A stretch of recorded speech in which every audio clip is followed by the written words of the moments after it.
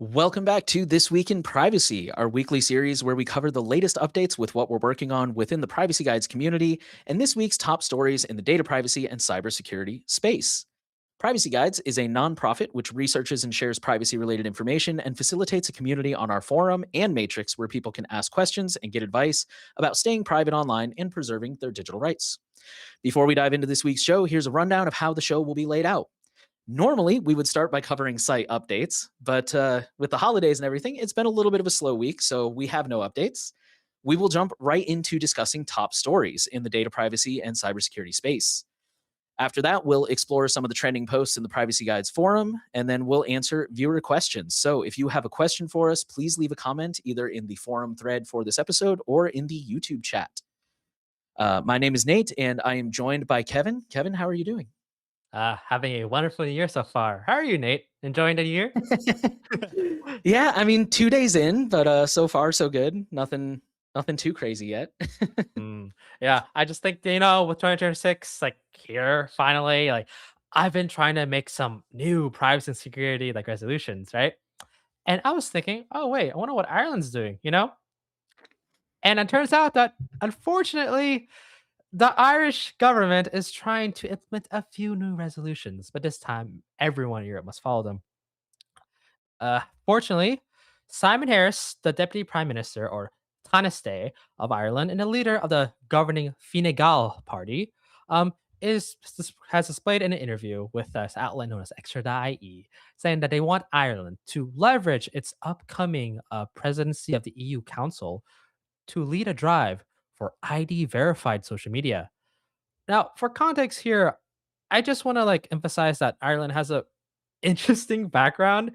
Um, they host the headquarters of almost every single big tech company out there in Europe. Just for compliance reasons, of course, you will want like some sort of headquarters in the EU market.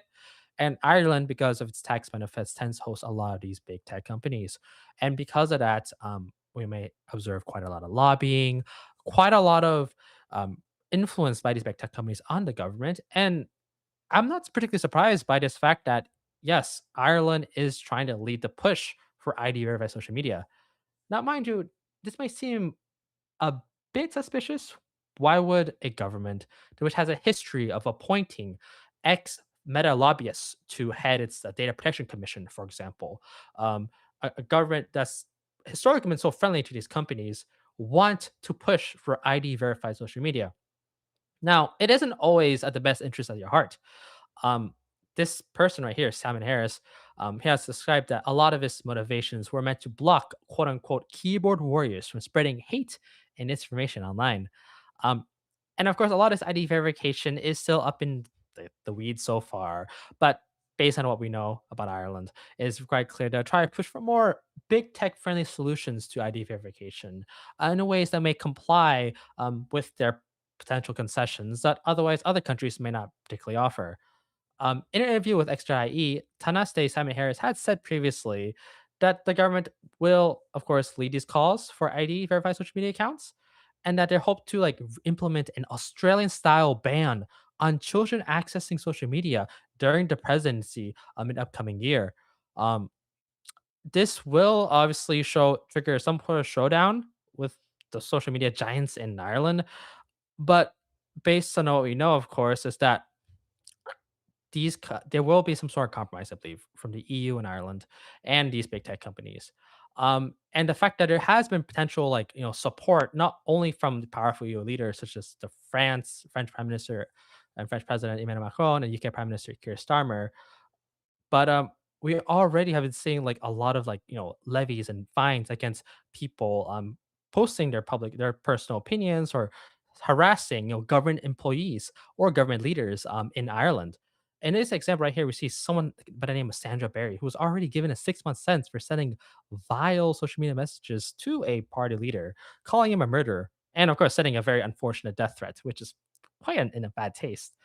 Um, Now, of course, I think we're seeing a bit of an unfortunate trend here in which a lot of government officials are reacting to a lot of these unfortunate attacks on their family and to their personal safety. And I don't blame them sometimes. It's a very human approach to try to protect, your colleagues and yourself. But oftentimes it does not mean clamping down on the free internet.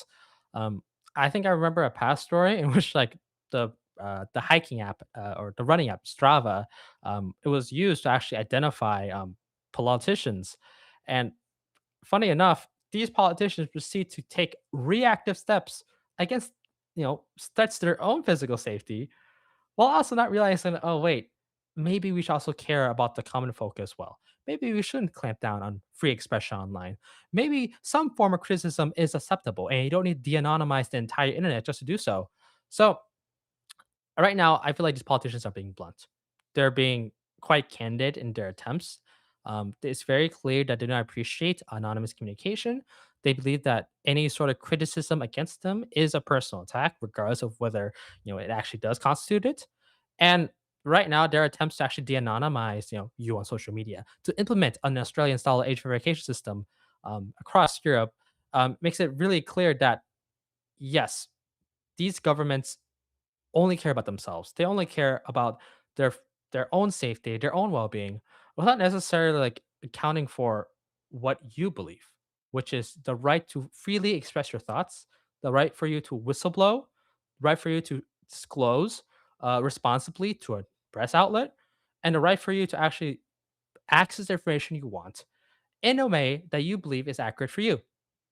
And Nate, I was just actually just wondering though, like based on what you know about like the situation going on though, uh, do you feel like Ireland would actually succeed in promoting like age verification and these de-anonymization mandates? Do you feel like it'll still be like big pushback against these big tech companies, or do you feel like there'll be some sort of compromise involved here? Because it seems to me like they're asking for a lot, but obviously a complete de-anonymization of the internet seems very unlikely. Like, so I'm feeling there has to be some kind of compromise proposal they will put up. But I'm like, what would that look like? I don't know. I never like to be a what's the word I'm looking for? I never like to be a defeatist or a naysayer, but I mean, we have to point out that they did successfully pull off age gating social media in Australia, which the article, I think even the people you mentioned, the politicians specifically cited that as like this is the playbook we're following, and we've covered several times in the past how everybody is just kind of it's an unfortunate thing in politics in general, but also in tech where one person does something and it opens the floodgate. For example, we saw I don't know if you remember, but there's a story a couple I think like a year or two ago about how Meta invented basically their Ray-Ban smart glasses. They invented that years ago. But even Meta was just like, "Ooh, this is kind of creepy. This is kind of like, ooh, I don't know if we're comfortable releasing this." And maybe to be fair, maybe that was them projecting and saying like, "I think people might be too creeped out by this." But then Clearview AI came along and scraped everybody's photos and did the whole facial recognition thing. And so Meta felt kind of emboldened after that, and now we do have the Meta Ray-Ban glasses that are freely available over the counter, and apparently some people are actually buying them, and there's actually a whole bunch of smart glasses. I don't know if they all have facial recognition, but the point being, like, once one person breaks that levy, then all of the sudden it's like everybody else feels empowered, and unfortunately, I think Australia kinda did that with their social media ban, and unfortunately, it hasn't been uh, as far as I know, it hasn't been enough of a failure, certainly not on the level that the UK's has. But, so the UK has the Online Safety Act, Australia has their thing, and now we've got I don't have the list in front of me, but there's so many European countries who have openly said like, yeah, we want to age gate the internet. And the US, we've talked at length about all the laws they want to pass here in the US to do the same thing. So, it's a really unfortunate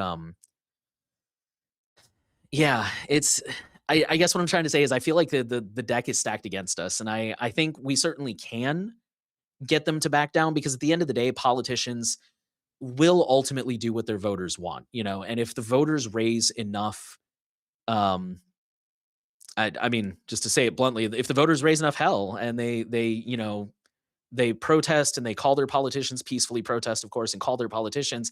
Eventually, the politicians will listen because they know if they do something too unpopular, they'll get voted out of office. But I do have to admit that it's a bit of an uphill battle because they, there's already an existing precedent, and unfortunately, they're picking they're picking really good things from their perspective to like hinge their argument on. Like somebody sent in death threats, right, to the prime, or maybe not the prime minister, but to one of these politicians, and they can look at that and be like, "See, we need to like keep people safe from this kind of stuff," which that is reprehensible. That's not cool. Don't No matter how much you hate somebody, that violence is not the answer. But it's just unfortunately like it's hard to argue with those kind of things, and it makes you sound very it makes us sound very callous when we say like, "Oh, these things are just going to happen no matter what." But I don't know.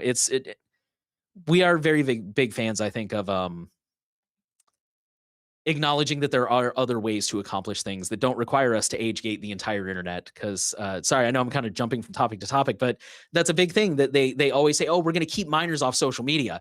Well, how do you know who's a minor? You're going to have everybody submit ID. We say this every time. So yeah, it's a really uh, it's really unfortunate, and I think there has to be better ways to clamp down on these legitimate issues of harassment and bullying. And he talks about fake. They talk about bots and fake news and disinformation. Like there has to be a better way to crack down on that than just age gating everyone. And I think real quick, I forget who I heard it from, but somebody, it may have been Taylor Lorenz, made a really good point that the idea that if we just identify the entire internet, that all these problems are going to be solved is ridiculous. Because if you go on Facebook, there's plenty of people using their real names and saying horrible things and bullying each other. So clearly that's not just going to magically fix everything.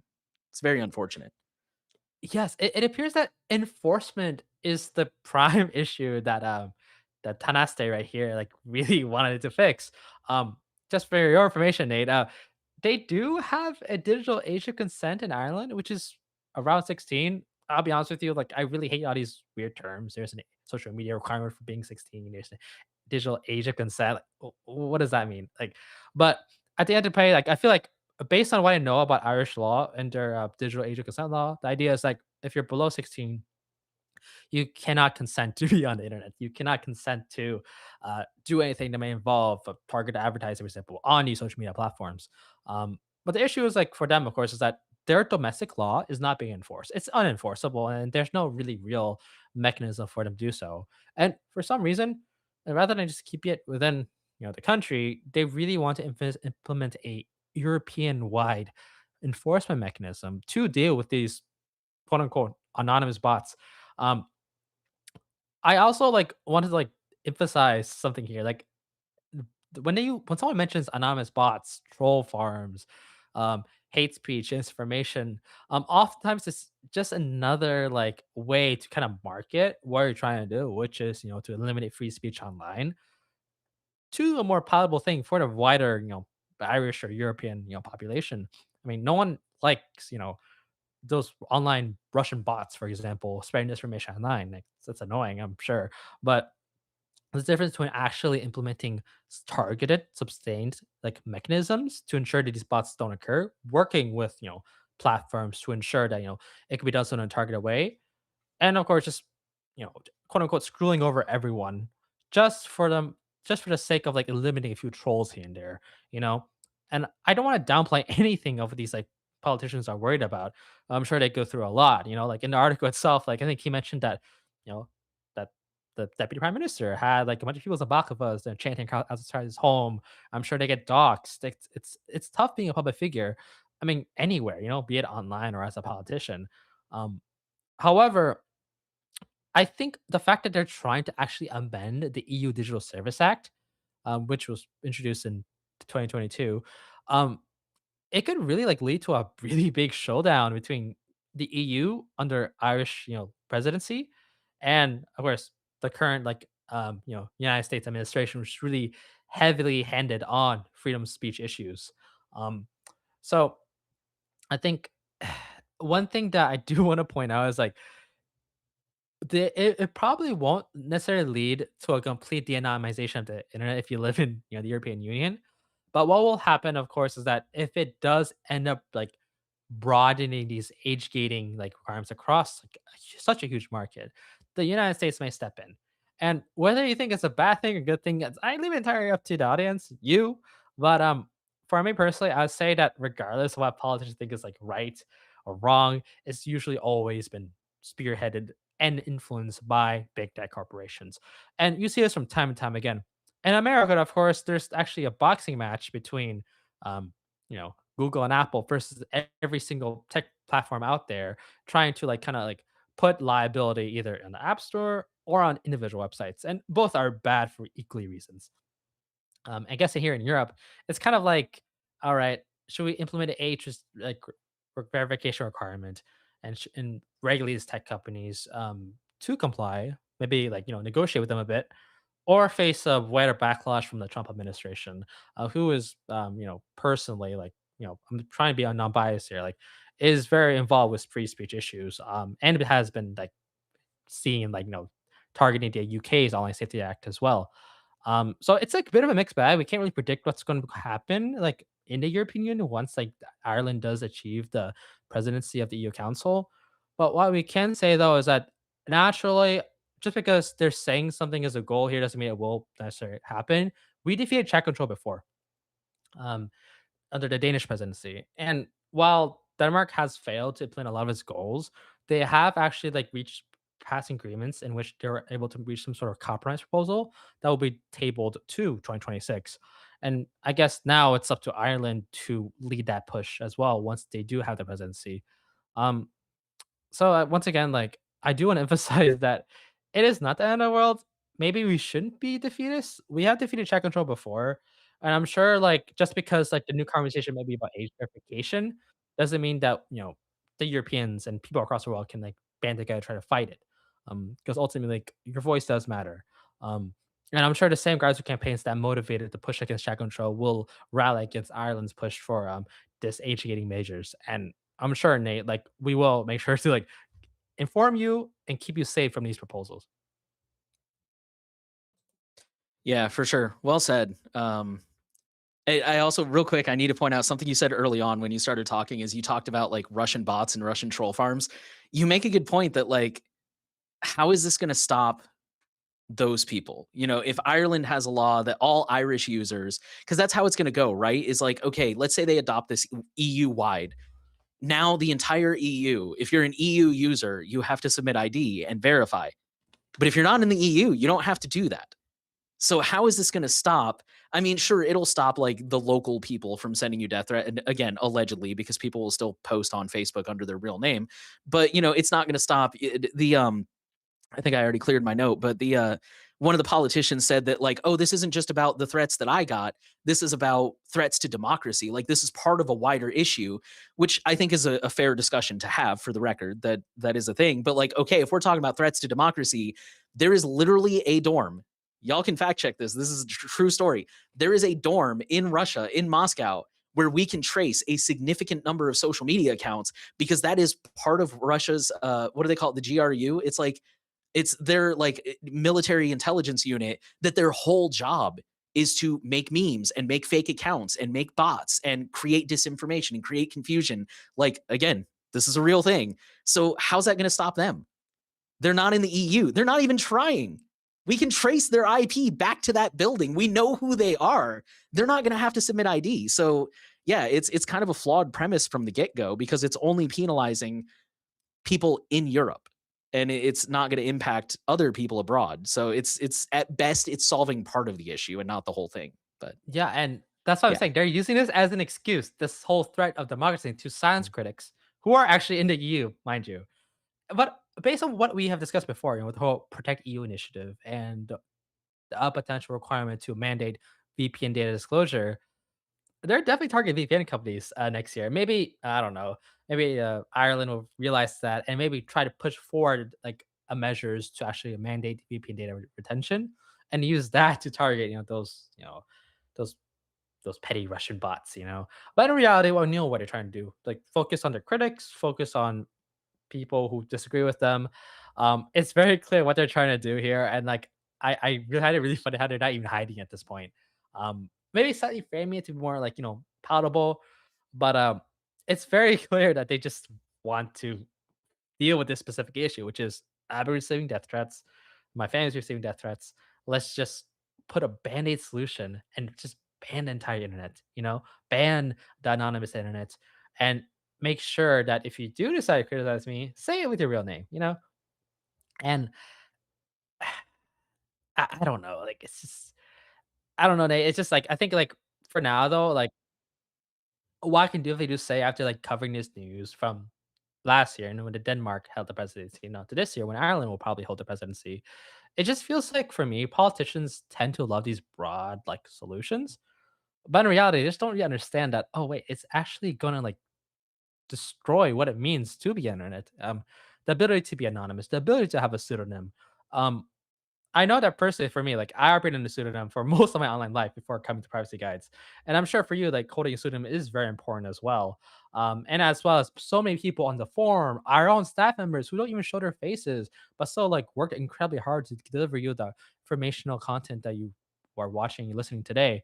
Um, so yeah, like I really hope that by the end of 2026 until 2027, we'll still have at least like people in Europe having the ability to like, create, pseudonyms to protect their real identity, to actually like, access information that the others couldn't have to.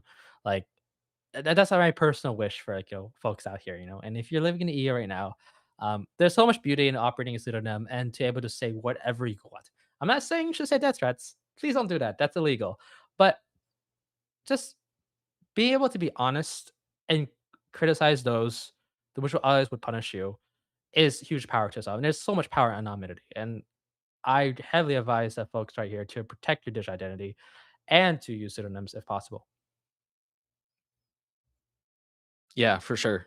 It's it goes well beyond, just it touches on like whistleblowers and, people trying to escape sensitive situations at home. Like, yeah, it's just they're just putting it's there's a phrase that's escaping me right now, but it's, they're putting everybody at risk because of the sins of a few people. And it's just, yeah. But yeah, actually on that note, let's head over to France, where France is kind of very similar. They're considering an Australia style social media ban for children next year. So this is this is what I mean. It's like, and the Ireland story uh even mentioned the President Macron, but okay, let's start by going ahead and covering the facts here. So there is a draft bill in the French Parliament that will impose a social media style ban, or excuse me, an Australia style social media ban for children under the age of 15.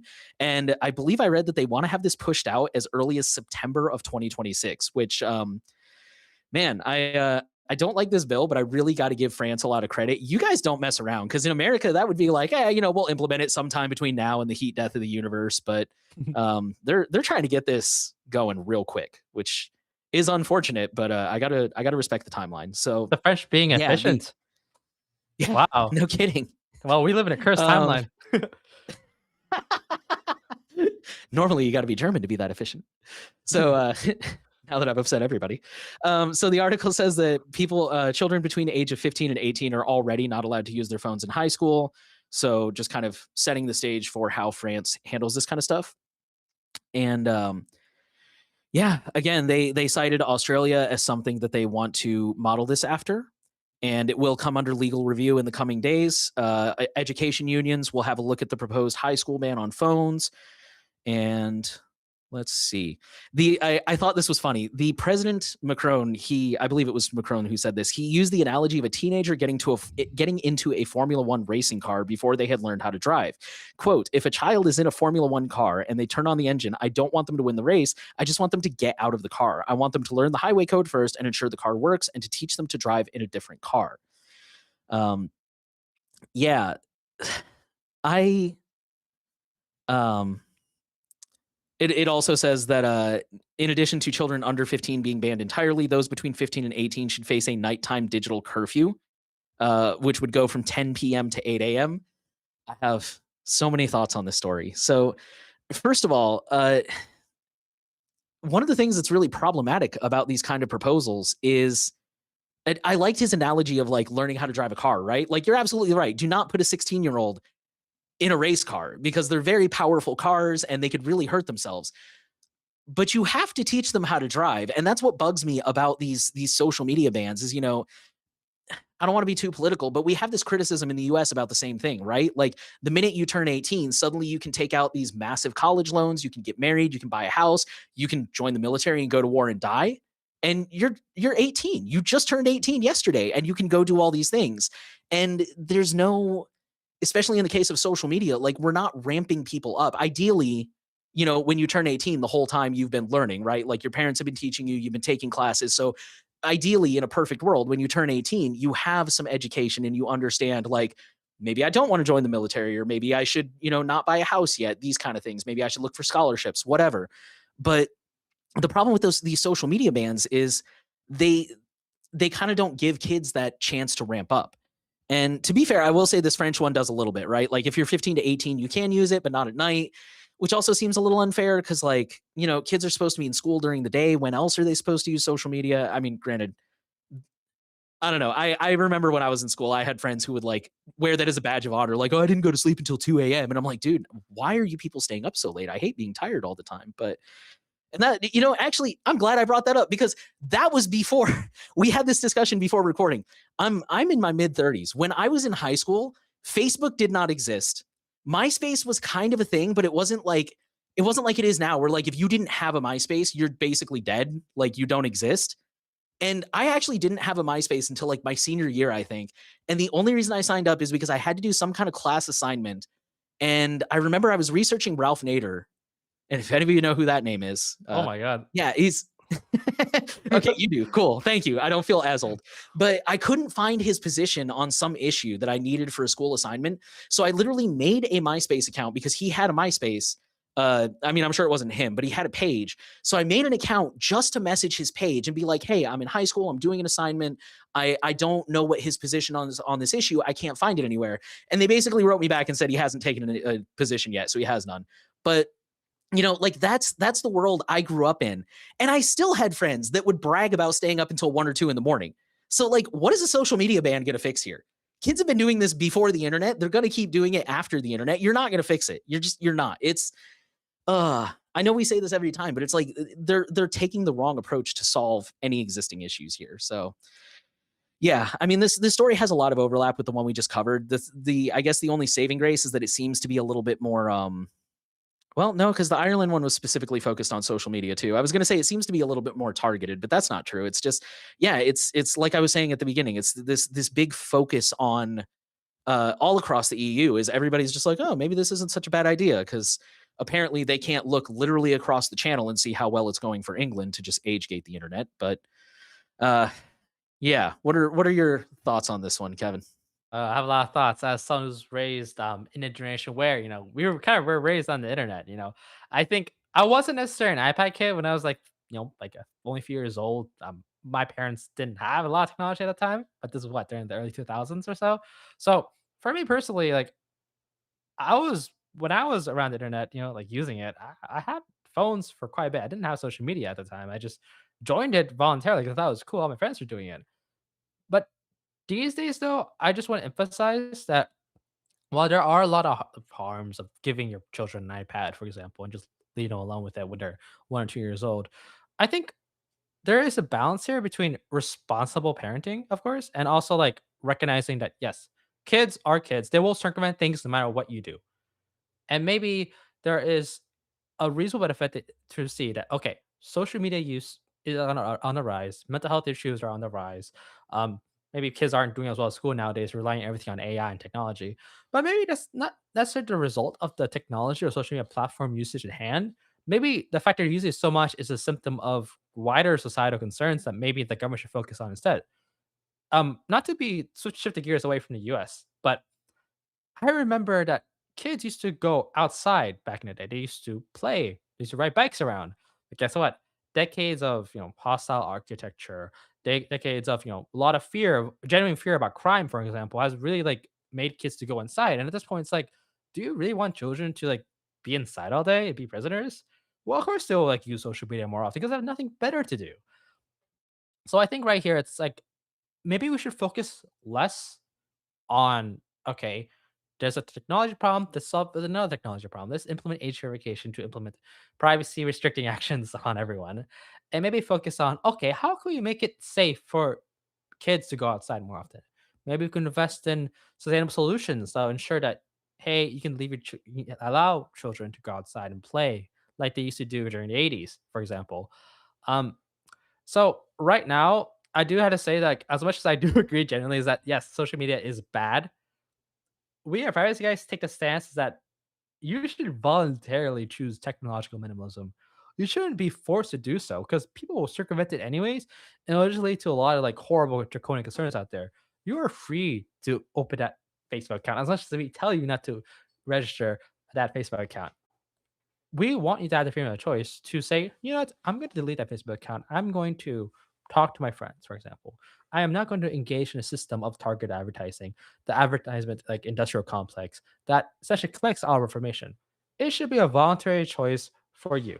It should not be decided upon by corporations or governments or whatever um, to use things in a certain way, because ultimately these mandates, these verification mandates, is just a way to simply collect your IDs. It's just another data breach waiting to happen. Um, but yeah, I think like Nate, something I found really interesting is like, first, like, you know, I kind of have two perspectives here. You're obviously like, whenever a time like without social media, I was wondering, though, like, did you feel like, like, you know, how were kids back in the day? Would you say? Do you think that what I'm saying is true? Was it actually generally more better for folks to not have social media, or do you feel like kids still ultimately had their own problems though, like, even like back then? Well, what's funny is I was thinking about that while you were talking because I went to what was called a magnet school. If anybody Mm, hasn't heard of that, it's basically the school had special programs like ROTC, for example. And so even if I was outside the district, as long as I was enrolled in one of those programs, I could go. And I lived at the edge of the county. So like I didn't have any friends around. My nearest friend, I think I found this out years later actually, lived like the next housing development over. But even then that was still a couple miles. Like I really lived not in rural area, but definitely very suburban. And like I couldn't just go to my friend's house. It was miles away. It was, and I couldn't on busy highways too, for the record. It's not even like, we'll hop on your bike. Like it wasn't feasible for me to go without a car. And as a freshman in high school, I didn't have a car. I was like 14. you know, I couldn't just drive over and my mom worked full time. So by the time she got home, like, she just wanted to cook dinner and relax. So it's that's actually when I started to become a more heavy internet user because back in my day, we had, and I'm going to really give some people flashbacks here. We had like AIM, the instant messenger. We had, trying to remember what were some of the other things I used. I don't even remember. I think, no, that was pre Tumblr. I don't remember what I used, but I remember like there were forums, there were, instant messengers, like, and that was how I stayed in touch with my friends who lived closer to the school that I wasn't able to see anymore. But I think you're right, is because I remember, when I was young, granted it wasn't social media, but I grew up as a gamer. I've always been a gamer. I've always played video games. But I remember putting down the game and voluntarily going outside to play. Like my mom didn't usually have to be like, "Hey, get out of the house, go do something." It was just something I wanted to do. Like, okay, we'll come inside, we'll play games for a little bit, and then we'll put the games down and go play outside. And I see that even with young children these days.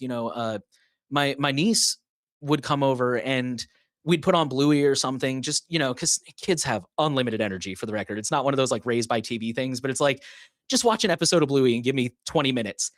10 minutes in, if that, 5 minutes in, she doesn't want to do it anymore. Her mom would give her a tablet with YouTube on it. 5 minutes in, she puts it down. She's coming to bug us. She wants to hang out with us. And I think, yeah, like you said, like I think we've created a culture, whether it's through the design of cities, whether it's through, the culture we've raised. Cause I definitely grew up in the again, I don't want to get too political here, but I grew up in the stranger danger days where, people would teach you like, watch out for strangers and don't get in the van, even if they offer a puppy or whatever, which for the record, great advice. But it's, I grew up in that era of fear where it's like, oh, everyone's out to get you. And now that I'm older, I realize I'm like, not usually. I mean, sure, like teach kids to be smart and be safe, but don't like scare them into being afraid of strangers and, you know, I don't know if it's coming out right, but you know what I'm trying to say? Like there's a balance and I think we've taken that too far a lot today where we're not setting kids up for success where they feel safe to go to the playground and play. They feel safe to go make friends with their neighbors and that's just something that's really been lost. And I think like you were saying, in absence of those in-person relationships, what else are you going to do? You're going to have to turn to the internet because that's the only place you're going to find. Humans are social creatures. We need friends and we need community. And yeah, I think if we create a culture that is more friendly and has more community built in at all ages, not just kids, adults need that too. then we won't be as addicted to these platforms because we won't need them. I've heard this said from multiple sources, and for the record, I haven't fact checked this, and I'm not encouraging drug use, but I've heard it said that the overwhelming amount of troops in Vietnam use drugs, like hardcore drugs. But the overwhelming amount of them came home and stopped using, because it turns out the reason they were using drugs was because they were in a very isolated, stressful situation. And that was how they were coping. And then once they got home and they had their families and their jobs and their loved ones and their church and their community, they didn't need the drugs anymore and they just stopped using it. And I feel like it's the same thing. If we would just create a culture where we have those in person relationships again, we wouldn't need to, go to the dopamine casino that is social media, and we wouldn't be nearly so addicted to it, I think. So, yeah, I think you really, really hit on something big with what you were saying there. Yeah, and like I agree, like 100%, Nate. It's like almost once again, I'm gonna say this over and over again. Band-aid solutions by people who generally agree with us. Yeah, social media is bad, but it would just ironically just cause so many problems to come up. I'd say, um, like just from my perspective, as someone from Gen Z, right? Growing up in the internet, it was a very isolating, like I say, compared to like most a lot of people. Maybe in these countries, like and like maybe in France or in the Netherlands, maybe it's more like accessible to like ride your bike down the street and talk to your friends, maybe buy something. But of course, like we can't just assume that yes, like, your parents are obviously working all the time, probably at home all day. Let's ban social media and say what to do. Kids will find other ways to do things. I think there's so many stories I heard, like not just from personal experience, but also from other my friends in my generation who have figured out ways to circumvent, like parental controls if their parents even implement it for them. But some parents just didn't have any like thing at all in the first place. So it's like kids are very smart. They'll figure out how to use VPNs, usually very unsafe VPNs. Um, and they'll ultimately just be forced to use and sell their information indirectly to these companies who use like this age verification bills as a way to just, harvest their data and all that. But yeah, like honestly, Nate, like I do like sympathize a lot with like the whole like the culture that we have at least in the US. Maybe it's very prominent across the sea as well, like in Europe and maybe in other countries, where there is a growing sense of isolationism in society, and sometimes to prevent antisocial behavior, we must directly address the root of the problems.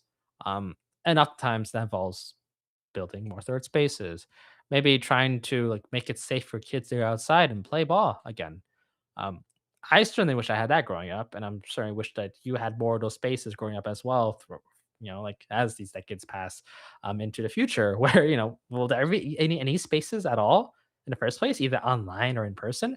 We don't know. We just want to like parentify like our kids out there, and then have them be left alone without anything to communicate with.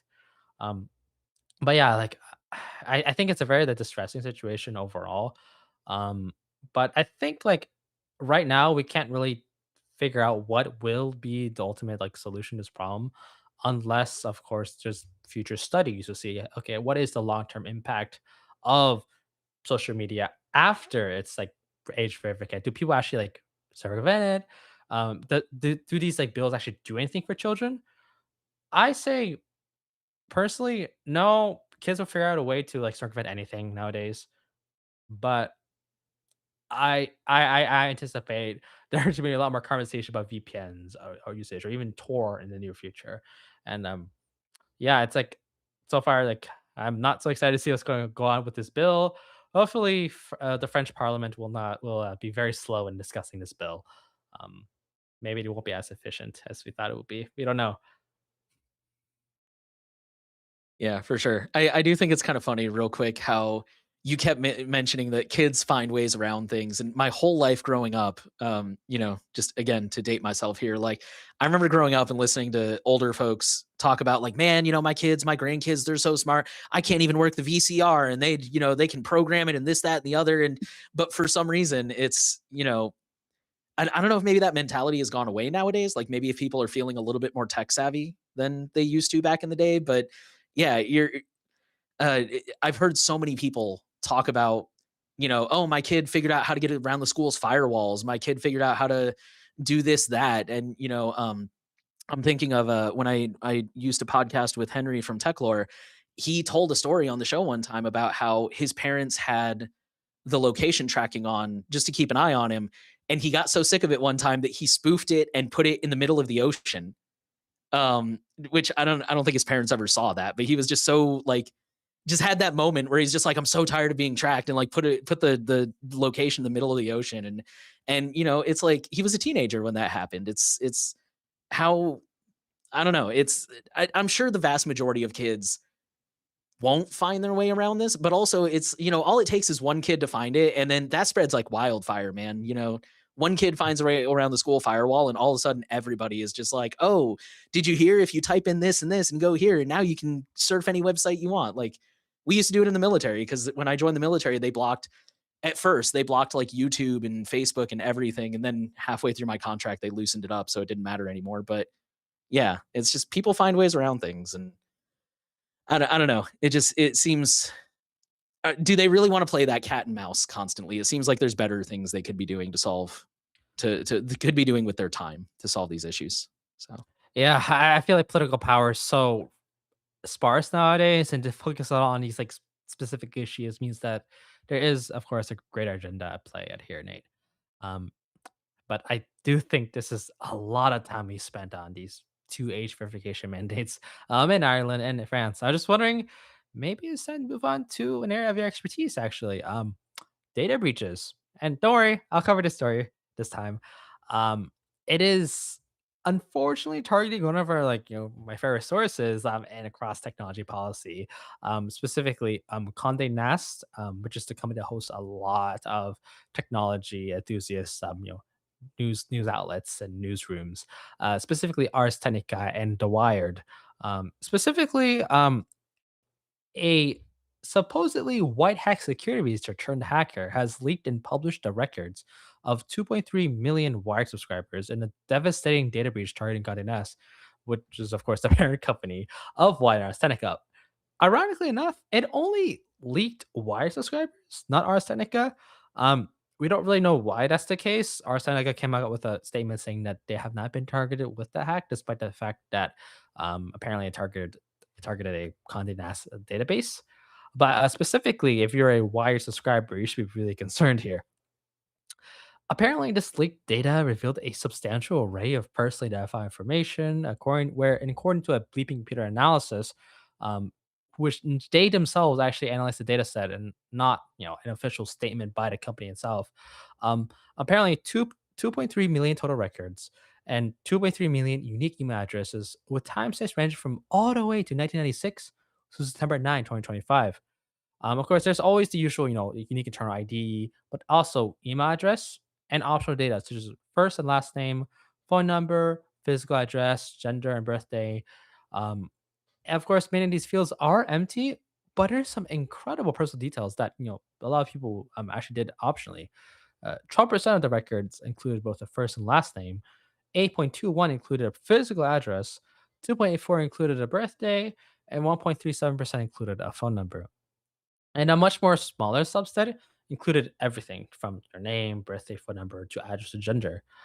Oh, and honestly, though, like something that I found really funny in this edition, Nate, is that it was like clear that the hacker tried communicating with the Wired for quite some time, for a month, I believe, and apparently they got tired of having to deal with them acknowledging the supposed leak, and they'd end up disclosing it on a dark web forum. Um, but I don't know if or not we can actually confirm whether or not what they're saying is true or not. It seems to me a little fishy, It's like supposedly you want to actually do something very good, and when a company doesn't really do anything, it gets released in a dark web anyways. Like, what? yeah, that was the impression I got from this story, is that apparently this attacker approached, it was either Wired or Condé Nast or somebody, and allegedly tried to alert them and be like, "Hey, you have this vulnerability." And like you said, just got tired of the runaround and decided they were just going to leak all this data online. And Condé Nast did confirm this story, actually. They said, like, yeah, we were in communication, and now we realized that they just weren't acting in good faith. Like, they were lying to us and misrepresenting that they were a white hat, which I I mean, I gotta take Condé Nast side on that one. Like, I've seen I've seen people do that in the security community where they're just like, "Oh, I don't feel like I have to responsibly disclose this because of whatever reason they want to make up. I don't like that company. I feel like they took too long to respond. Whatever." I've seen it happen several times where somebody's like, "Oh, I found this vulnerability, but I'm going straight to the public because I don't believe in responsible disclosure." And I don't know. That's yeah, that's a hot take, and it certainly opens up allegations that maybe you're not acting in good faith. But I'll just leave that there because that's my personal opinion. Um, Mm. yeah, it's definitely, I don't know. It's because I do see, as much as we love Signal, I'm going to throw them under the bus a little bit. Signal had that vulnerability, which admittedly I think was a very niche vulnerability, but they had a vulnerability where, correct me if I'm wrong because I'm going off memory here. I think it was like secret keys were being stored in plain text on your device. So in theory, if you had a compromised device, like say a malicious version of Discord, for example, it could very easily access those keys and have your private keys now. And it was a really bad, not so much a bad vulnerability as it was just a lot of back and forth, because a lot of people would argue like, well, if your device is compromised, nobody can save you from that anyways, which was kind of Signal's argument. But then there were other people who were like, yeah, but it's such an easy fix. Like the researchers even wrote the fix for you. Like all you have to do is roll it into your system. And what really kind of, to me, kind of upset me is apparently this had been flagged before, like back in like 2019 or something. And so for years, Signal was just like, it's out of scope. We're not going to do anything about it. But then when this went viral, I think like last year or the year before, it was a huge deal and it hit all the headlines. And finally, Signal was like, okay, fine, we'll fix this, even though we still say it's not a really big deal. So I kind of see the argument of like, sometimes you do have to shame a company into, doing something. Sometimes they just don't do it, when they should, when they're first alerted to something. So I don't know. It's a really messy thing. One quick thing I do want to mention here that was in the article, they said that the database has since been added to Have I Been Pwned. So if you are a Wired subscriber or ever were, and you think you may have been impacted by this, definitely go check that out, and you can see if you were in it or not. But yeah, I don't know. Do you have any other takeaways from this one? Oh, yes, I do. Just to comment quickly on the Signal story, like, I believe it was Signal Desktop, that had, like, they stored the keys in, like, plain Yeah. text, which is, like, I guess, like, they maybe, like, it's not important. Who's using Signal Desktop? Well, a lot of us are. And I think it's very natural to be concerned about that, in the first place. Just moving on to more to, like, the Wired, I got have some brief thoughts on it as well. This definitely could be a lot of, like, miscommunication involved here when you're doing responsible disclosure. Maybe they just simply wanted to, like, make money off of it, for example, and they just simply didn't get the funds they wanted. Maybe they genuinely were disgusted by the Wired for Condé Nast for not actually responding to their concerns and then releasing it out of spite. We don't know what really went wrong, of course. But I do have to say though that if you are a Wire subscriber, thankfully, I don't think anyone I know has been subscribed to Wired. But definitely do be careful if your data is in this breach and make sure to like change information if necessary, or definitely change any passwords associated with that account if possible. But be on the lookout for potential spam message and targeted phishing attacks in the near future if you included your phone number or email. But yeah, I think like that's all I have for the Wired. I think it's a great time to pivot to the next article. It seems to be like you seem to be really passionate about this one. Yeah. Yeah. So our next story comes out of Texas actually, and this is a really, I mean, this is a wild story. Thankfully, it does seem to have a pretty good ending. But basically, a 15-year-old girl was kidnapped, and her father was able to rescue her because of phone location tracking. So the 15-year-old girl was reportedly kidnapped in the Houston suburb of Porter. Her parents said that she took the dog for a walk and had not returned by the time she was supposed to. Her father subsequently located her phone through the device's parental controls. The phone was about 2 miles away, or 3.2 kilometers for our international listeners, um, in a secluded, partly wooded area in the neighboring Harris County. Deputies said the father headed to that spot and found his daughter as well as the dog inside a pickup truck with a man inside. She managed to escape with a hand from her father, who called law enforcement officials. And that's the article doesn't go into a lot of detail. That's kind of the crux of it. But yeah, it's I mean, first of all, I'm not going to say he made the wrong call, but that is dicey going to handle the situation yourself because that could have escalated very quickly. I'm glad that the father and the daughter were able to get away safely. That's scary, but yeah, this is a really interesting story because kind of the takeaway that I took from this story is that we we are really big fans of turning off all tracking, right? Like I'm even a big fan of like I think I recommend leaving Find My on now because there's like the stolen device protection depends on it or something like that. But in the past, I've recommended not using the Find My network at all on your Apple devices. And we say to like turn off location on anything that doesn't need it. Things that do need it, like map apps, just make it while using the app, stuff like that. But being safe and your threat model are always really important. Like if you're I think the example that I used when we were talking about this before the show was if I were a woman going to a date from somebody I met online, right? Like a dating site, I would definitely like there's analog ways of doing this too if you feel comfortable. Like tell your friends where you're gonna be, maybe schedule a check-in call or something. But also I wouldn't blame anybody if they're like, I'm gonna turn on location and I'm gonna give like two or three of my closest friends or even one of my closest friends access.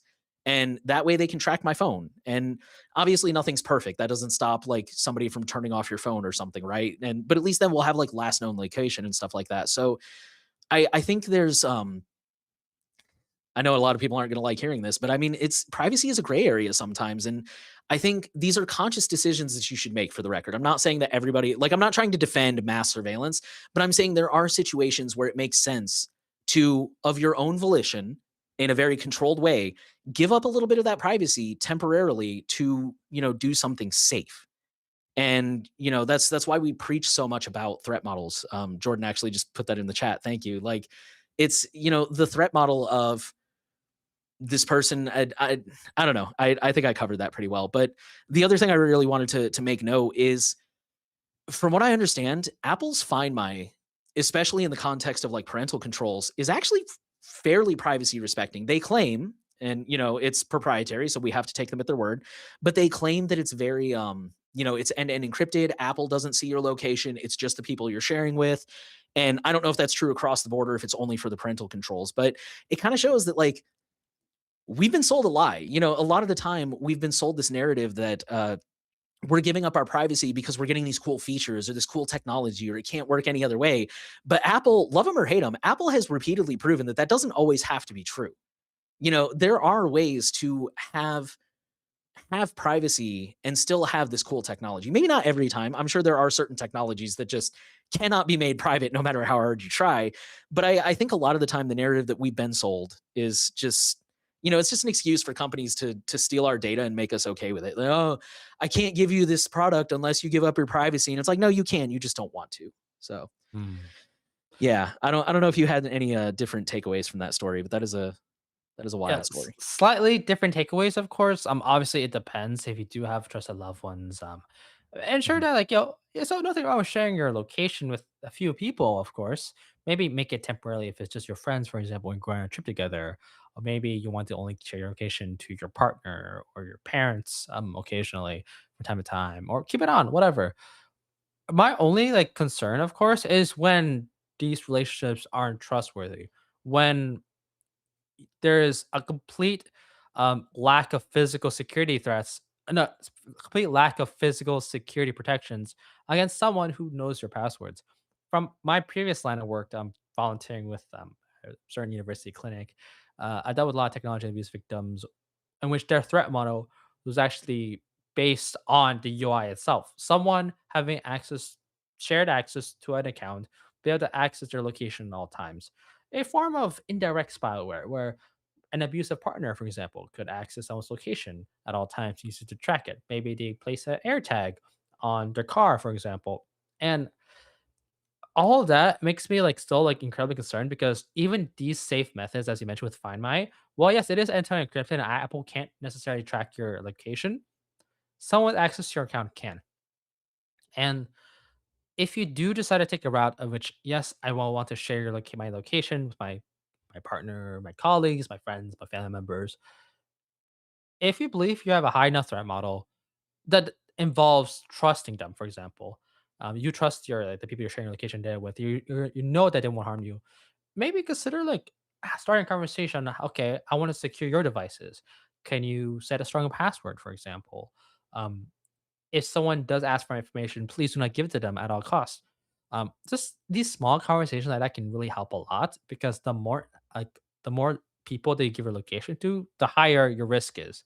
So definitely try to keep that list very minimal and start a conversation with them. To like maybe think about okay, maybe you can focus more on securing your own personal devices in addition to mine as well. Because often I don't know what will happen, of course. Maybe one day the person that you trust may not actually be the person that, might not be the same person in the future. So keep that in mind as well. And make sure to really control the list of people you share your location data with. Because from my personal experience, a lot of the women I talk to, they've definitely regretted their choice of sharing their or iCloud passwords or their location data with a partner at all times. And even though you could revoke it or kick them out of like change your password and kick them out, a lot of times people don't really have the technical know-how of doing so. Um, so well, I'm sure the vast majority of people in this like call probably won't have to deal with a similar domestic violence situation. Um, Keep in mind that there is still power in restricting access to your location data, and we should definitely set that boundary straight up from the beginning. Listen, I will share my location data with you, but keep in mind that I'm also concerned about this and that. Please don't weaponize this against me. And if this is the right person, the right friend, right partner, the right family member for you, they will respect that boundary. There's nothing wrong with setting that boundary here and there to ensure that it can't be weaponized against you in the future. But yeah, Nate, I think that's all I really have, like from my perspective. I don't think it's a universal thing that everyone should like apply, but if you feel like this could be the case for you, like I think keep that in mind though. No, yeah, really good caveats. I'm glad you said that because it's one of those things where like it's a very nuanced thing. Like you said, it's giving someone a lot of trust. And I'm not necessarily saying that everybody should do that, of course. I'm just saying that there are situations where it makes sense, but also these are in a perfect world, these would be things where everybody is um acting above board, right? Like, maybe these parents have that location on just for this situation and they're like, "We're never going to check this unless we think your safety is at risk." And and maybe they've held to that this whole time. Like maybe they've never checked it before and this was the one time that they're like, "She should have been home by now. Let's check the phone. Oh no, she's 2 miles away. How did that happen?" Like it's yeah, it's really unfortunate. We see, or at least I've seen a lot of forum posts around the privacy space of people talking about estate planning, like if I pass away and they're really concerned about how can I make it so that in the event that I'm gone, people can still like get into my accounts and stuff, but not until I'm gone. And some people come up with these really elaborate, and I don't mean that in a disparaging way, but some people come up with really elaborate, like, oh, my lawyer will have like half of my passphrase and my spouse will have the other half or something. And it's that's perfectly valid if that's the way you want to structure things and that's your threat model, because you are putting a lot of trust in somebody. I think I mentioned I actually have two friends.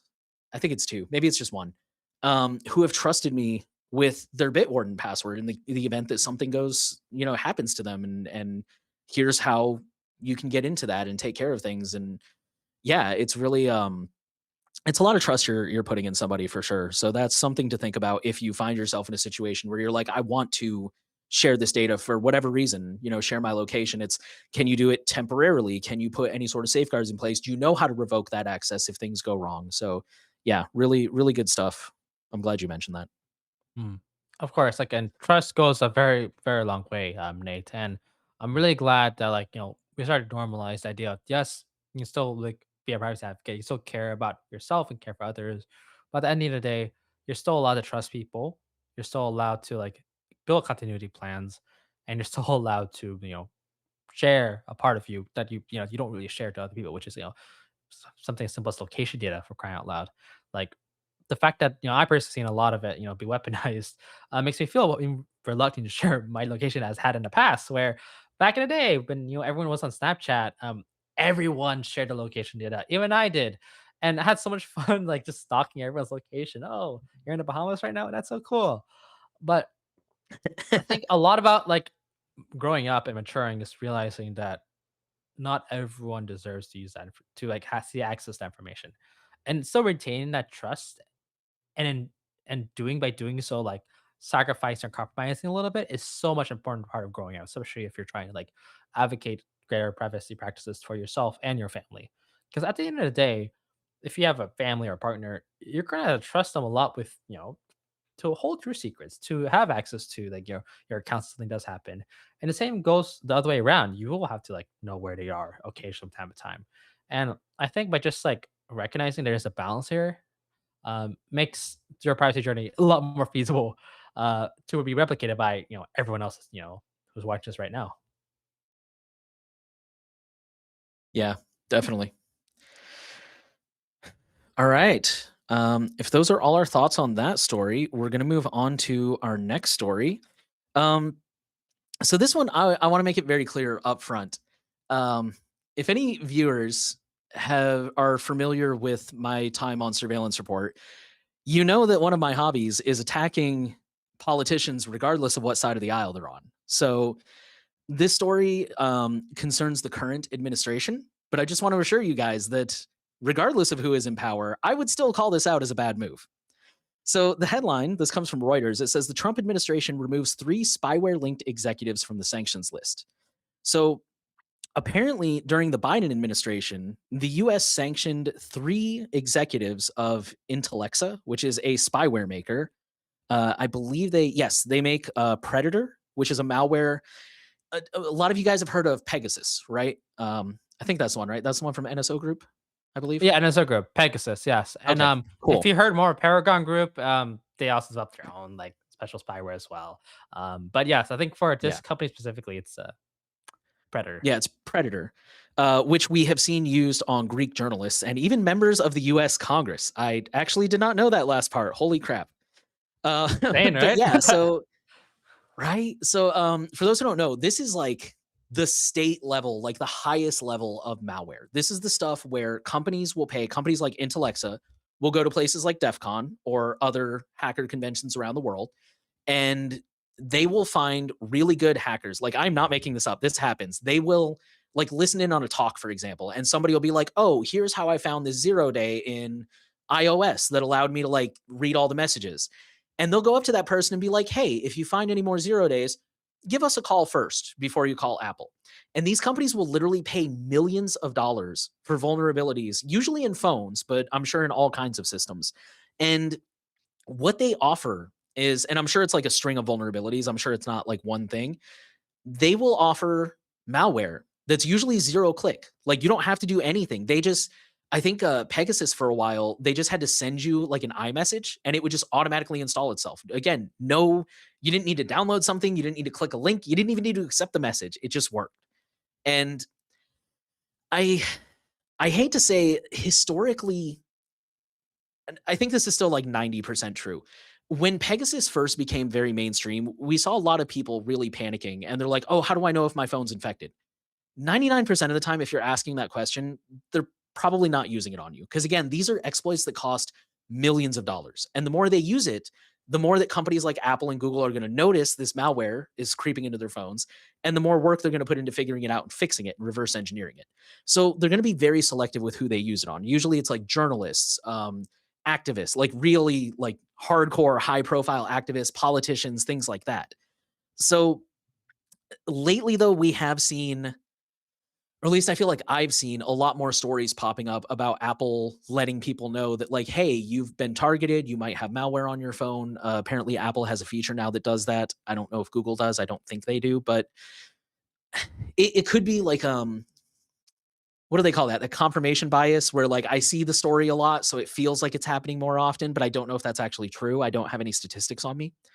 But anyways, yeah, that's kind of the main story here is we're not sure why, but for some reason, the US Treasury Department has decided that they don't want to sanction these 3 anymore. They claim that, what did they say? This was done as part of the normal administrative process in response to a petition request for reconsideration.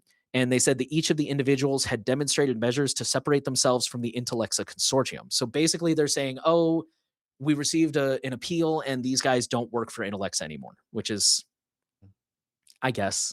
I don't know. That's a take. But yeah, it's I don't know. This I think the reason we wanted to cover this story again is regardless of political affiliation, it shows that the current administration is kind of cozying up a little bit to spyware makers. I'm going to fact check myself here, but I think there was even a story recently where, yes, I do remember this now. They, I don't know if this was Biden era or first Trump era, but the government did actually at one point, I think it was Biden era, but don't quote me. They did actually forbid the US to buy spyware like this. And I'm sure for the record, I'm sure there's a lot of loopholes and a lot of under the table and like, that kind of stuff. But at least on paper, they said, hey, you can't do this anymore. And the current administration has rolled that back too and said, no, you can totally buy spyware and deploy it. So, um, yeah, it's just really unsettling. And again, I don't care who's in office. I don't care if it's a Republican, a Democrat, a Martian. I don't care. The point is like anytime that any government shows a willingness to use this kind of stuff is really concerning. Kevin was just talking about spyware and that's kind of the over the counter commercial stuff that abusive partners might put on there, but it's still, yeah, not good. Yeah, like I think like, we were definitely a little scared to cover the story at Nurse because the headline seemed like a little too partisan, of course. But I want to emphasize that Privacy Guys does not endorse like anyone, any political affiliation. We're not legally allowed to do so, according to U.S. law. Um, but one of the reasons why I wanted to include this story and discuss it is because uh, different governments will have different like responses. We can't just label saying, "Oh, the U.S. is friendly to spyware. The U.S. opposes spyware. This country sponsors it. This country won't." It is ultimately a tool to be used. All right, and just because one administration take a more heavy-handed approach to targeted spyware doesn't mean that in the future it will be utilized. Or even when that administration is still in power, you don't know if the individual law enforcement agencies are trying to sneakily acquire target spyware tool sets to deploy without the knowledge of the federal government itself. Um, so it's like I'm saying though, regardless of the current administration, regardless of the government power, like we will try our best to like fact check and dispute any potential wrongdoing. Um, and it's clear right here is that while they may like these three executives may have potentially separated themselves from Intellexa, the fact that their software is used to target human rights activists, journalists, even members of the U.S. Congress. This is clearly a moral bankruptcy. The fact that they're willing to sell their tools to anyone without vetting what it's used for is frankly insane. And if there's anything that Privacy Guys will call for, though, is responsible regulation against these tools, regardless of where you are. Because these tools, if they won't be used against you now, they will be used against you in the future if you do something piss someone enough. And it doesn't matter where you are in the world. This stuff should not be normalized. I'm telling you. Like this is the one time where maybe we shouldn't be selling hacker tools to everyone in the free market, mind you, because regardless who we are, if you say something loud on the internet and they get enough views, who knows? Maybe some random government really doesn't like that and hacks your phone. Like this is something that should not be normalized. And any sort of like sanctions lifting, even by folks who do pinky promise that they won't do these type of things anymore, um, goes to show that there is this very slow and rapid normalization of targeted spyware and it will be more common throughout the world, mind you. This stuff maybe becoming more common across like US law enforcement agencies, but also has been incredibly common in Spain, of course, in which like even Catalonia or Barcelona is now like the capital of targeted spyware firms. Ever since like a lot of like former SNL group alumni actually migrated to Barcelona, after the whole fallout from Pegasus. Um, there's been a lot of like companies founded in Dubai, in the UAE, for example, Israel, of course, but also like Russia and China as well. Like throughout the world, we're seeing a lot more like greater instances of targeted spyware firms, and they went through numerous legal challenges, lawsuits. But eventually, these people will just do it. They'll quit the company, join a new company, and then sell their services again and rebadge what we thought was been sued to death. Um, you may have known that the NSO group has experienced a lot of difficulties recently. A WhatsApp lawsuit against them has actually like succeeded in the U.S. government, at least. I believe it was like jointly like operated by both like Apple and WhatsApp, and essentially they're forced to pay out millions of dollars in damages. Right now, the lawsuit is still ongoing, but and NSO group is still managed to survive disputing every single way of actually paying that judgment in court, while its current team members, right, disperse to other companies to create new companies in Barcelona, to create new companies in the UAE, or to even join governments themselves and leverage their expertise in more legally sanctioned practices. So I think right here the takeaway isn't like, oh, this administration is bad or this administration is good, whatever. The takeaway here is that these people will evade punishment. Like, no matter how many companies you ban or sue to death, they'll just simply disperse and create another company in some other country and try to find some other way to make money based on their talents. And quite frankly, it's disgusting. Yeah, I don't really have much to add on to that. Just like you said at the start, it's really, this is something that uh I've definitely said a lot is it's dangerous to give governments any sort of authority because you never know when the winds will shift. Like even if you're very conservative and you're pro Trump and you're like, yeah, he's going to use it to find the bad guys. Okay, what happens when a Democrat gets into power and now has that same authorization to use the spyware? It's really unsettling stuff and it's really hard to I don't know. I say it's hard to justify, especially because, as far as I know, we haven't really seen any cases where it was used successfully to catch actual bad guys. It's again, maybe it's like a confirmation bias or, just because these are the ones that make headlines, but it seems like every time I see spyware talked about, it's like, oh, deployed on journalists, deployed on politicians, deployed on activists in repressive countries. Like I've yet to read a single story. And for real, people, if there are, please send them my way because I actually genuinely want to read them. I've yet to see a single story where it's like, oh, they use Pegasus to stop a terrorist, to stop a plot, to find this person who was, kidnapped and held ransom. Like, I don't know. It seems to me like these only ever get abused for bad purposes. And yeah, not a fan. Yeah, I think like maybe in the future, I would love to actually figure out, okay, what are actually some legitimate usage cases of target spyware, and are these cases even real? I'm sure, like, if we pretend to purchase their software, maybe they'll be willing to share a few case studies that they used in the past. But if I swear, if it turns out they're using cases where they actually like targeted like journalists or dissidents, then well, that's a little ironic, right? Um, but I think it's good to actually objectively find against facts here, like how many criminals are actually being caught, how many the terrorists are being apprehended because of these target spyware actions. Because it seems to me that there is very limited information where it's been used in that case.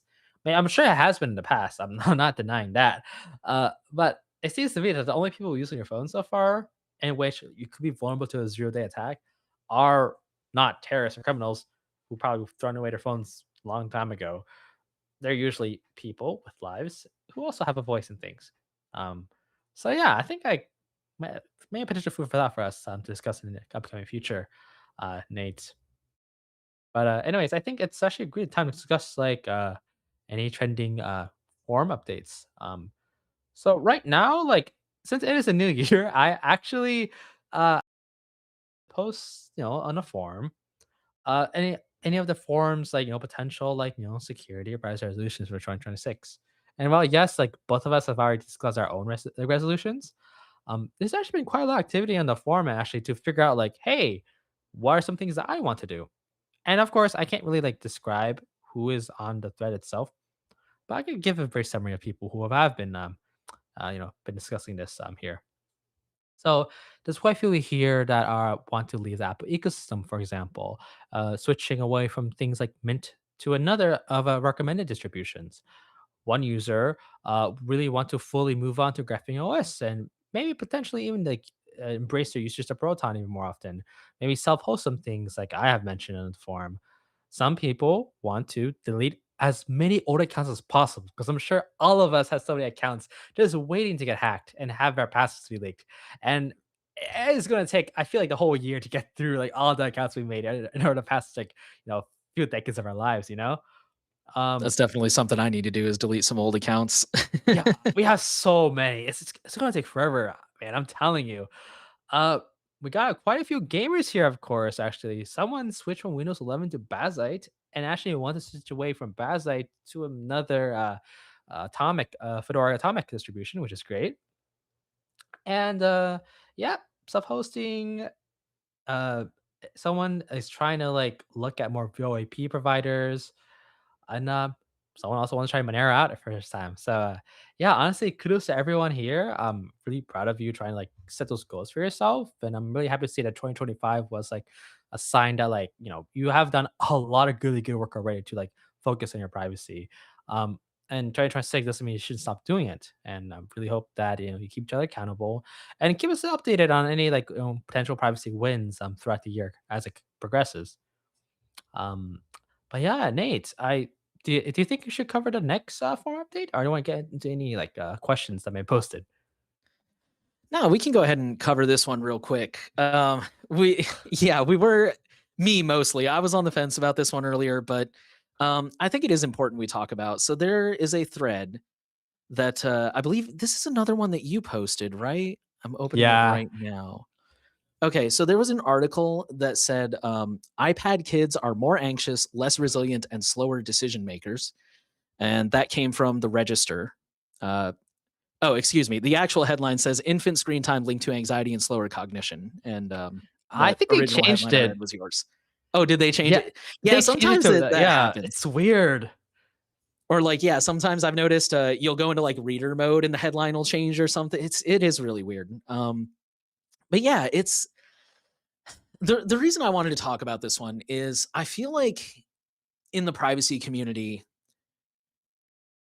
this is my personal observation, and I could be wrong. I feel like we're really too hard on parents sometimes, or especially I feel like we overestimate the average person.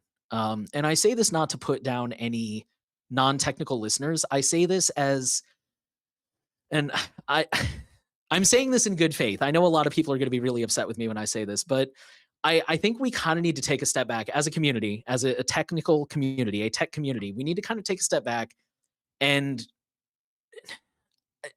I mean, for lack of a better way to put it, just kind of check ourselves. I hate to say that because I know, right? That whole like check yourself before you wreck yourself. Like that's not where I'm going, but it's because I see one of the first comments in this thread kind of started to imply that like, well, parents are just like they're just not trying hard enough. That's basically what it is. They're just being irresponsible and lazy. And I think, like anything, there's nuance. Being a parent is hard, especially nowadays. I don't have kids. I want to throw that out there. I don't have kids. I never plan to have kids. And even so, I'm already at a point in my life where I look back on it and my mom cooked dinner almost every single night when I was growing up. And I don't understand how she did that. She worked a 9 to 5 job with a commute during rush hour 40 hours a week and somehow made a fresh meal every single night almost. And I will never be able to wrap my head around that. And every parent I've ever spoken to, like I'm at the point in my life now where even though I'm not a parent, there's a lot of parents around me, a lot of my friends are either having kids or already have kids of various ages. I had a coworker at my last job that I swear to God, I don't know how he found time for anything because his kids every single days, yeah, they had baseball practice last night, they had basketball last night, they have a game this weekend, they have a game next weekend. We have 2 games this weekend. We have to go out of town to, some other city halfway across the state. And reminder, Texas is a really big state. So like I just truly do not understand it. And he showed up to work every single day. And I'm like, dude, how do you find the time? And he would still find time to like, play an hour of Skyrim here and there a couple times a week. And I'm just like, how? I'd be dead by now. And he was a good parent. He was very engaged. He was very, with his kids. And it's just the point I'm trying to make is like it's a lot of work to be a parent. If you speak to any brand new parent, they will tell you like I remember my sister told me after she had her kid, she's like, I didn't know it was possible to be this tired. Like it's just hard. And I think rather than shaming parents, and for the record, there are some parents who are just totally checked out and they suck. I do want to acknowledge that. But I think for a lot of parents, it's just really hard to keep up with all this stuff. And I think to kind of flip it a little bit, I think we as technical people kind of underestimate the skills we have. For us, it's like things like I don't know, things like installing Linux or flashing a phone. Those are things that we can do very easily, very quickly because we have experience and we know what we're doing. But to somebody who's never done this stuff before, like I've known people who pay for Norton antivirus. Um, this is again a whole conversation we've had offline. I know people who have been using iPhone for years and did not know that it has built-in parental controls. And to be fair, they're very, very buried apparently. Um, I once asked, I think I've told this story before. I've asked in the past, I asked my sister to look at my website, The New Oil, and give me feedback. And she was like, well, there's some words I don't understand. And I was like, okay, give me a list of words. And I was expecting her to be like, like zero knowledge or ROM or Linux, maybe. She literally said like firewall, operating system.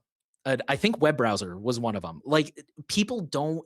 I've had way too many conversations with people where they're like, "Hey, I need help with this tablet," and I'm like, "Okay, is it Android or iOS?" And they're like, "I don't know." What do you mean you don't know?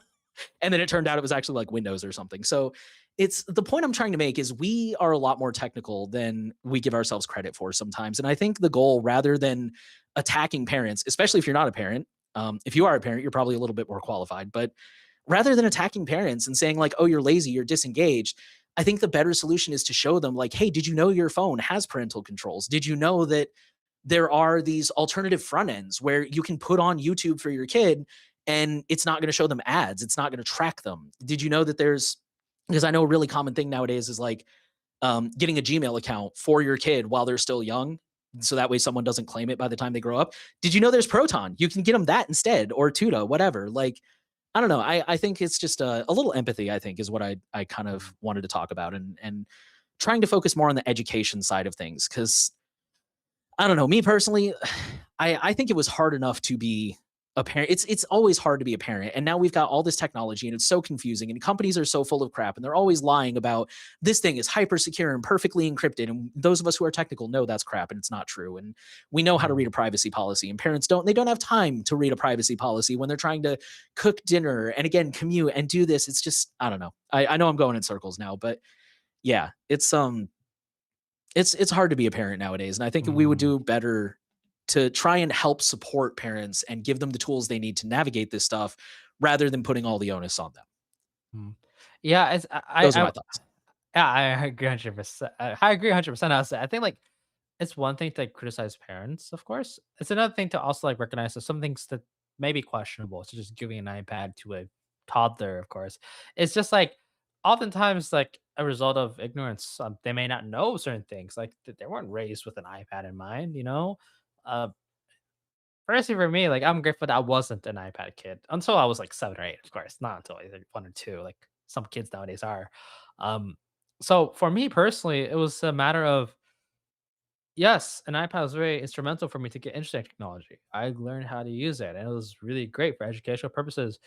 It also led to a lot of unfortunate things with screen time, and I think it's okay to recognize that. Yes, you should not be giving your children iPads when they're only like a few months old or 2 years old, but maybe later, like potentially, like recognize that yes, you will eventually need to give your child a phone one day or an iPad one day, and there isn't really like a solid like understanding of what I would call like a unified curriculum, like like parents that could easily teach their children how to say no to strangers when they're giving them candy, right? Like that's a given, that's how like I feel like most parents like raise their children nowadays. Don't talk to strangers, don't open the door to random people. Maybe it's time to instead like focus on things like, well, maybe we can't like understand that parents have the technical how to implement parental controls. But how about like maybe teaching your child, okay, honey, please don't respond to random strangers online. Or hey, listen, let me know if you're making a social media account, okay? You gotta let me know if you're doing that, and I want because I don't believe you should have this social media account yet. I think things like that are a lot more doable once parents end up, growing up for like my generation, for example, in which we are raised on the social media and we were those social media kids. I think all of us kind of recognize the harms that social media has like in our own children. Um, I don't know whether we'll go through the route of actually implementing parental controls on all of our devices. For me personally, I will. That's what I want to do as if I were ever become a father. But we don't know if Master Jordan as well, because nowadays being a parent is incredibly tough. I recognize the struggles that my parents had, just trying to put food on the table, much as deal with a language barrier. And for me personally, as a potential parent, I hope to one day like teach my kids how to responsibly use the technology without necessarily banning them from it. But that's gonna take a lot of effort from my end as well, because I will probably be working a full-time job as well, and I need to cook for them, like, drive them to all these places. But maybe this technical divide will be bridged as, like, more people from the younger generations become parents themselves that are more fluent with how social media works. But then again, you'll never know. Maybe we'll start shoving iPads on our kids, and that's a normal thing to do. Um, but I hope that's not the case. But it feels like based on what I know, based on like my family friends and all, it tends to be the default option nowadays, and we should still try to advocate against like giving iPads to kids and whatnot. And not just because of personal security concerns, but also based on development of the child itself. Um, but yeah, Nate, like I think like you really said a lot of really great points. So I feel like we all could definitely reflect and like learn like from like someone who actually has interacted with parents, and dealt with their concerns as well. Yeah, and just to be clear, you made a really good point. I'm not defending the kind of parents who just like, I'm completely checked out. I just let Mm, YouTube raise my kid. I think there's a distinct difference between of like, course. I'm gonna let my kid watch YouTube while I'm like cooking dinner or something versus I'm just never there. And Mm, but yeah, I mean, it's so yeah. That was another thing that you brought up that we were talking about before recording or before the stream is um I come from a generation where, I mentioned earlier, like when I was in high school, it was MySpace. Facebook didn't exist yet. Like, I don't even think targeted advertising existed, or it was still like based on cookies. And, it was very primitive compared to what it is now. And it's just tech changes so fast. And like the world that kids are being raised in nowadays is completely unrecognizable from the world that I grew up in. And so it's just, and phones or devices are constantly pushing new features every time they update, and it's so hard to stay on top of all of them. And it would be great if we all lived in a world where we could switch to Linux and switch to graphene but sometimes people for whatever reason don't do that or can't do that. And I think it's unfair to expect them to read all the privacy policies, spend all their time studying. Like, that's one of the reasons I got into podcasting. I think we answered this in a question a couple weeks ago. Like, that's one of the reasons I started podcasting this privacy stuff is because I realized I'm like, man, keeping up with these headlines is like a full-time job. I could not expect anybody to keep up with this stuff if they weren't as passionate as I am about this. And so wanting to be able to kind of bring like, hey, these are the important stories you guys should be paying attention to. And there's just it's just such a crazy landscape. And yeah, just I guess just trying to be more solution oriented. Like, that's a big thing for me personally that I'm a really big fan of is, it's sometimes there is no solution. Sometimes you look at something and you say like, "Oh, this just sucks and I don't know what to do about it." But I think sometimes having that attitude of like, how can we help? How can we make, parents aware that again, these devices have uh protection features and child safety features and you know, I don't know. Yeah. You mm. you you said a lot really well. Yeah, no, and you too as well. Like I think like it's nice to have their perspectives on like the same like problems as well, and try to figure out what's the best solution for everyone involved. Um, Anyways, Nate, I think it's time to do now like discuss the two questions we have like on the forum thread itself. Chat is Mhm. like I don't see anything on the chat so far, so I think it's good to cover the thread first. Maybe cover them as they come up. I'll start with the Yeah, if you first guys have question. any questions, be sure to drop them in the live chat while we're covering these. Yeah, of course, of course. Let's start with JD, our resident privacy wizard, um, who's asked, "Does privacy guides have a roadmap source in which it will be okay to release all members of the forum a glimpse of what to expect this year, or at least a quarter one? Or are there no set of plans to begin with, or even tentative roadmap to exist?" I only ask out of curiosity to learn how all you are upgrading and graduating from the export of 2025 this year, or the goal is still to maintain the status quo. As always, looking forward to a live stream. Thank you so much for joining us.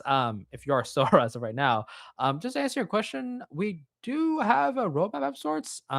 It's not public yet, but keep in mind that what we do have, like right now, if you're looking to, are more interested at least in the general, like more corporate, non-private side of things, is that we do release our meeting minutes like publicly, especially like I believe it's mostly among the executive board and with our folks at Magic Grants as well. But those are more so on more on the organizational side of things, not necessarily related to the Privacy X project as a whole. But we do post those minutes live.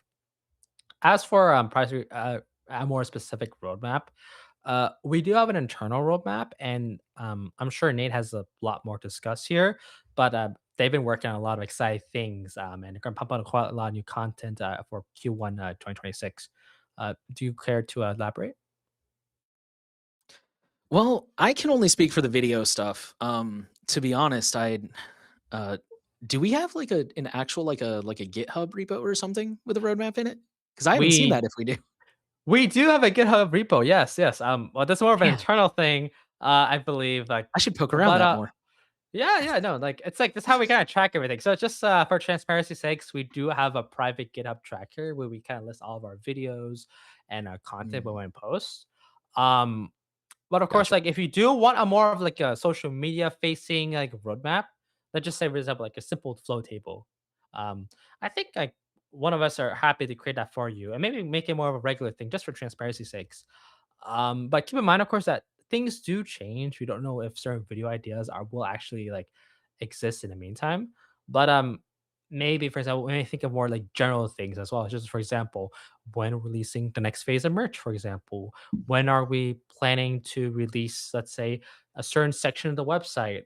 Um, all of that, of course, I envision could exist in like a graphic we can publish to the forum. But I'm more than happy to like discuss this with like the rest of the team to see, hey, what kind of roadmap exists out here right now? Since a lot of it is currently very internalized and very private. Um, but we could definitely publicize it a bit and turn it into like an image that anyone can view and more easily digest. Of course. So thank you for asking us. Like, just to know that we're not jinxing. We're not maintaining the status quo. We're planning to grow and release new content. At least why I know they're definitely pushing Jordan and Nate very hard to ensure to publish a ton of amazing video content in Q1 2026. We can't really describe the specifics now, but trust me, like there's a lot of content going out. So keep that in mind as this month progresses. Kisu, uh, which says, Happy New Year to everyone. I'll start the year with a personal question on minds. It is a bit lengthy and we answer to it asynchronously. It closely comes with potential tips while live streaming how to not to dox yourselves. Uh, yeah, I think like oh, yeah, it's basically a question they posted on the forum like a few hours ago, actually. If you mind like clicking that as well, Nate, like it's a very like detailed question, but and I think like Nate and I were more happy to like answer it as we read through it.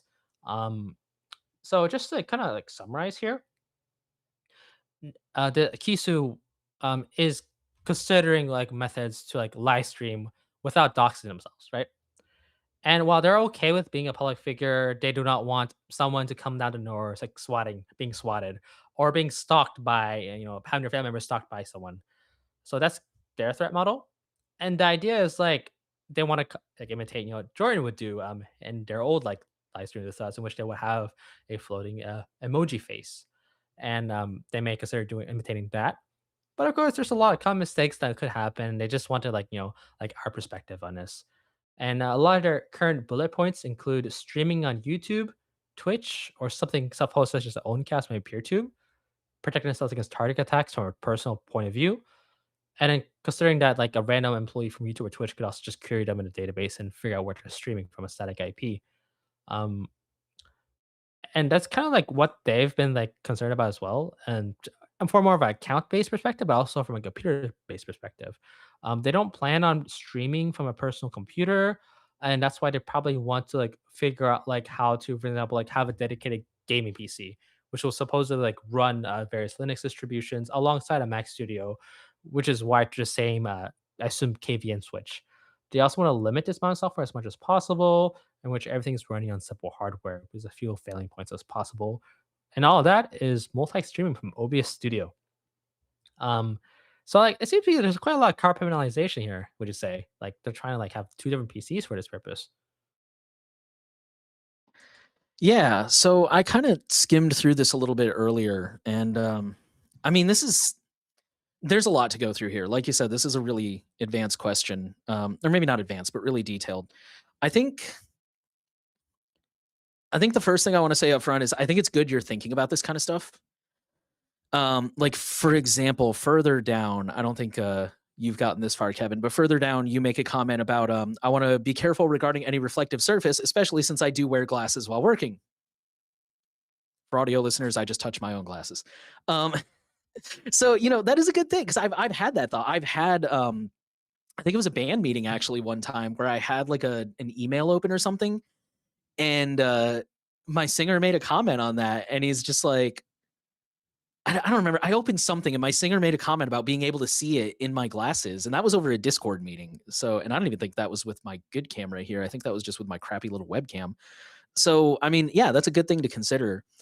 Um, I think one thing,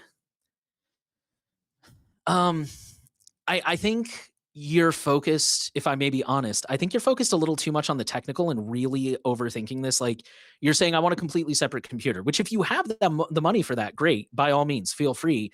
But also, you could just maybe have like a separate user account. Because when you say like you don't want to leak anything that's on your personal computer, well, what do you mean? Like leak it in the sense of like I just mentioned, where it's visible in your glasses or it's accidentally visible on screen for a minute.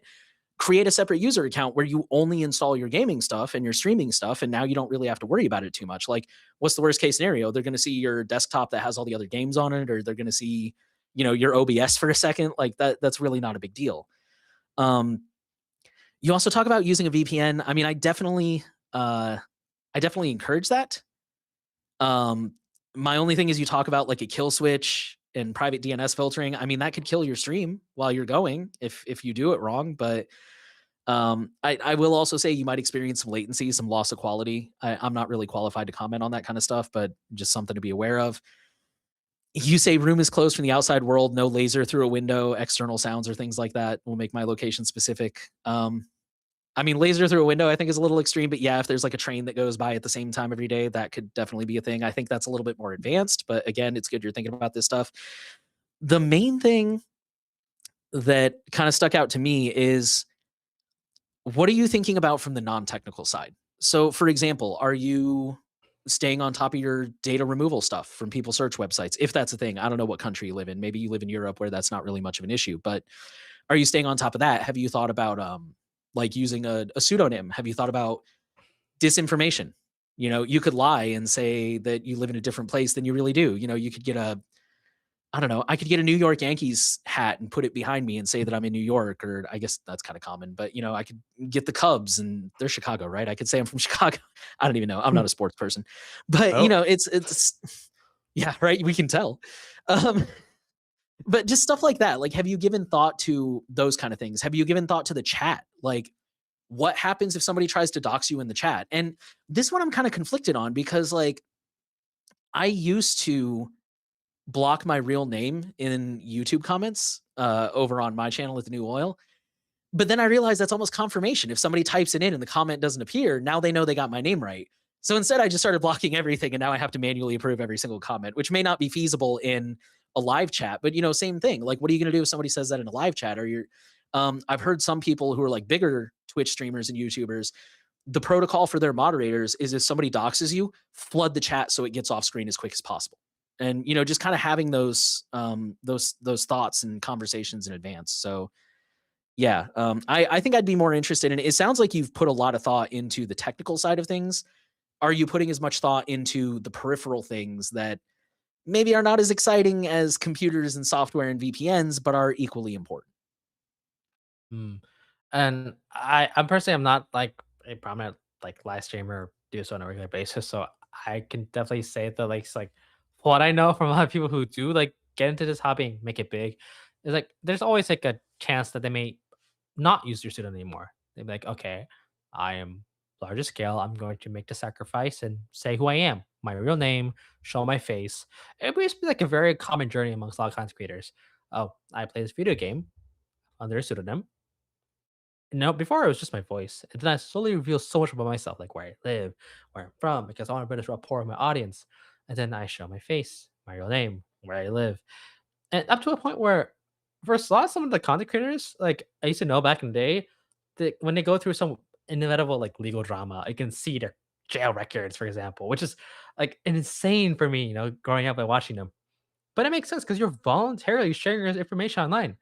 So perhaps like the next step, besides, like your technical steps you are taking already and also following Nate's advice on like, these non-technical steps, like maybe just generally just not try to reduce the amount of information you're actually discussing in these live streams. I'm not saying that okay, you can't build rapport with your audience, but there's a lot of things to talk about that isn't just, describing where you live or where you are, like your very specific niche interest, like music people where you are. Um, Of course, it's very difficult because as of any like content creator, like playing video games, like you want to ensure that relationship with the audience is here, and to build that closeness, you also need to share some parts of you, which really a lot of people do tend to show their face or their real name. But it comes with a lot of sacrifices, and for a lot of people, like like me or Nate here, um, Jordan, Jonah, like we made that sacrifice. We believe that's important for people to actually like relate to us as individuals, and also like potentially even like learn a lot from what we talk about. But that doesn't necessarily mean you can't protect your privacy like any other way by describing everything about yourself. I won't go into detail of where I'm from, um, my internet password, or like that random like place I went to the other day. Like that's not important. That's not relevant. And by just simply minimizing the information, you can still be a public figure without necessarily like doxing yourself. The way that people dox you, oftentimes is very easy. I know people who can dox who get doxed just because they reveal like a specific street sign or a specific road that's only like specific to some like area in this part of town in this country. Um, Almost everything you can say can be used to eventually like locate you. So maybe it's good to like reduce the amount of information you talk about in the first place. It's gonna be really difficult, of course, because I know there is a balance, and I'm sure you'll make it because there's a lot of people out here who are public figures who are successfully able to use pseudonyms without necessarily showing their face. It is a little difficult, of course, as you start interacting with other people, but I'm sure you'll get there. But try not to focus too much on the technical details. So focus on the actual things you're talking about on a day-to-day basis. I real quick, you reminded me when you're like, "Oh, I've seen people get doxxed over like, a street sign or something." When I was in Europe, I don't usually use signal stories, but I did in Europe. And at one point, I was on the train from Poland to Germany, and I was just passing through a town. I couldn't tell you what town it was, but I was passing through a town, and so I took a picture out the window and posted it on my Signal story, and I said something like, "On my way to Germany," or something. I don't remember. I don't even know if I posted any like or said anything. I think I just posted the picture. And, for the record, I set up the like who could see it, and I made sure it was only people I trusted. And one of my friends messaged me like almost immediately and was like, "Oh, you're in this town in Poland." And I was like, "Hold on a minute." So I like opened the GPS and I figured out where I was, and I'm like, how the hell did you know that? And it turns out the first giveaway was he's like, well, I know you're in Europe, or I think Poland specifically, because like the way the crosswalks go, he's like, they're like the only place that does this. And then he's like, but also specifically, there's a skyscraper, which are not very common in Europe. I found that out. That was very shocking. But he's like, there's a skyscraper in the background that has a very specific shape, and that's like the tallest or the second tallest building in Poland, like something like that. And this dude plays a lot of one of those like GeoGuessr Oh things. Lord. Yeah, Jordan said that in the chat. Like GeoGuessr pros are scary. Yeah, he was fantastic. And for the record, he was someone I trusted. Like I clicked his name when I was like, yes, share this story with these people. So I wasn't worried about it. But it was just so shocking that he immediately like was, oh, you're in this city in Poland. And I'm like, I just snapped a random picture of a cool town outside of the train. What the hell, man? So yeah, it's crazy what people can pick up on sometimes. And I don't say that to scare you, but yeah, it's but just to kind of back up another thing you said earlier, you said like there's so much you can connect with your audience on besides personal information. And like for example, I don't I don't reveal my birthday even in real life. Like I just it's a thing for me. It predates me getting into privacy. I just don't like it. I don't celebrate my birthday. I don't talk about it. I don't say when it is. And so I do that in real life. If people are like, "Oh, when's your birthday?" I'm like, "I'd prefer not to say," but a lot of the things you guys know about me, like I am really really really into sci-fi. Super. I love sci-fi. I play video games. I've got 2 cats that you guys have seen on some of the streams in the past. Like a lot of the things that I say about myself are not necessarily revealing things, but they're real. It's not me faking it. Like I don't go on Mastodon and say like, "Oh, I can't wait for the next season of Silo," when I've never seen the show. They're real things about me that I don't know, just to kind of back up what you were saying. Like, there's a lot of things you can bond on without revealing, like, here's where I'm from. Here's exactly how old I am. Here's, this, that, and the other. So, yeah, just Mm. wanted to Yeah. back that one up and throw that out there.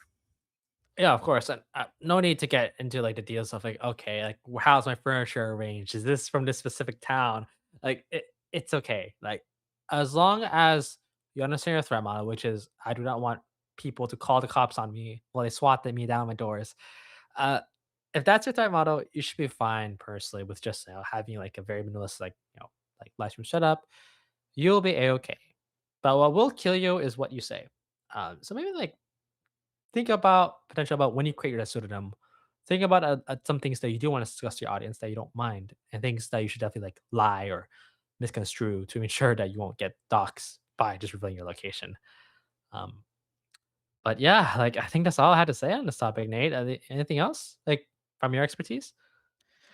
Just real quick to add on to what you just said is a lot of the time, if you're not prepared in terms of like giving disinformation, that's when you panic and you default to giving out real information. Like we talk about that a lot with, like when you go to the counter and they're, oh, what's your phone number for the receipt when you're buying something? And if you have not already had that conversation with yourself about, I'm going to politely refuse or I'm going to give them a fake phone number, that's when you just kind of panic and you're just like, oh, uh, crap. I was going to do the phone number from Jenny, but I just forgot it. What is it? 867-5309, I think. Anyways, but point being, it's, like you were just saying, like think in advance. What information am I willing to share? What information am I not willing to share? And yeah, I think just being prepared will get you a long way. And again, I know we hate them, but use all of these tools to your advantage in data removal. Use the facial recognition stuff, use the Google searches, use the results about me. I'm not necessarily saying you have to pay for, like, we do recommend easy opt outs if you're going to pay for a service, but just use every tool at your disposal because some people really have nothing better to do with their time. And it's actually kind of impressive if it wasn't so sad, but I digress. I think Mm. that's all I got. Yeah, yeah, same. Like I said, like I usually like default to you when you get any questions about videos or live streaming because I feel like you've been doing that for quite a long time just now, right? Yeah, I think I started showing my face when I joined Surveillance Report in, I think that was at the end of 2020 or the beginning of 2021. And then shortly after that, Henry encouraged me to start making my own videos as well. So Mm. yeah. Yeah, it's been a few years. Whew, Time flies, right? no But hey, kidding. listen, at the end of the day, I think it's like ultimately like I do applaud people who do like want to have that public facing personality and like try to do things like with the platform, be it focusing on prior education or playing a video game. I think like it takes a lot of energy to do. And the fact that you want to do it is always like very inspiring. So like regardless of like, whether or not they could actually choose in a private manner or not. So Kisu, I'm sure that you'll be an amazing live streamer if you decide to pursue this path. If you're needing any further advice, don't feel free to hit us up anytime, like either on the forum or through email, DMs, whatever. If you have any more specific advice that you may not want to discuss publicly. But yeah, like thank you so much for the question, Kisu. Yeah. Um, I did not see any more questions come in on the live chat. Real quick, I did see Ilya9999 said that one thing I like to do with some of my accounts is I quote unquote borrow someone else's username. So if people try to find me, they get info about that person instead. I mean, that could work for a personal account, but usually when you're trying to be like a streamer or something, you're trying to build a brand. So, I mean, that's definitely, yeah, your personal and your professional identities should be kept a little bit separate ideally, but I would not recommend using a different username for your professional account everywhere. That's why like, you know, when I do when I do work as the new oil, I try to be the new oil everywhere online. Or, like now with privacy guides, I try to be Nate B so that anywhere I go, people know it's me, ideally. So, oh, hold on. We got one more last minute question from Unredacted. You said, where do you think the bad internet bill stands, specifically in regard to age verification of rumors of Section 230 reform in the US? I have not heard any details, but I have actually been thinking I could be wrong, but I think politicians usually, correct me if I'm wrong, because I think you might know more about this than I would, Kevin. But I Mm. think politicians and Congress usually takes a break over the holidays. So they probably paused for the last few weeks, but I wouldn't be surprised if they're getting back in session soon. So I think we do need to try to check and see if there's an update on that. Yeah, for sure. I think like having some sort of legislative track would be very important for us. And Yeah, like I think following this is very important. And what I do have to say though is that while currently a lot of these bills are currently being stalled due to these, well, what's originally bipartisan support, right? Like both Democrats, Republicans, there seem to be very, very like interested in protecting children and like supporting age verification, whatever. But there's always minor details that cause some kind of friction, of course, because what is free speech? What is censorship? There's always a partisan answer to this when it should be very nonpartisan. But hey, it is how it is, and I anticipate that in Congress things will slow down. But that doesn't mean you should not keep an eye on things and to lobby. Not last necessarily lobby, but call your local representatives, reach out to their local grassroots organizations, try to organize against these like horrible bills out there. But yes, no substantial updates so far because of the holiday break, but we will keep you updated as weeks pass. So keep in touch. All right. And I think since that's everything, I'll go ahead and take us out. All the updates from This Week in Privacy will be shared on our blog as well as this video. So subscribe with your favorite RSS reader if you want to stay tuned on that. For people who prefer audio, we have a podcast style recording of these updates every week, and the video will also be available on PeerTube at a later date. Privacy Guides is an impartial, nonprofit organization that is focused on building a strong privacy advocacy community and delivering the best digital privacy and consumer technology rights advice on the internet. If you want to support our mission, then you can make a donation on our website, privacyguides.org. To make a donation, click on the red heart icon located in the top right corner of the page. You can contribute using standard fiat currency via a debit or credit card, or you can opt to donate anonymously using Monero or with your favorite cryptocurrency. Becoming a paid member unlocks exclusive perks like early access to video content and priority during the live stream Q&A. You also get a cool badge on your profile in the Privacy Guides forum and the warm fuzzy feeling of supporting independent media. So, thank you all for watching and for your great questions and support, and we will see you next week.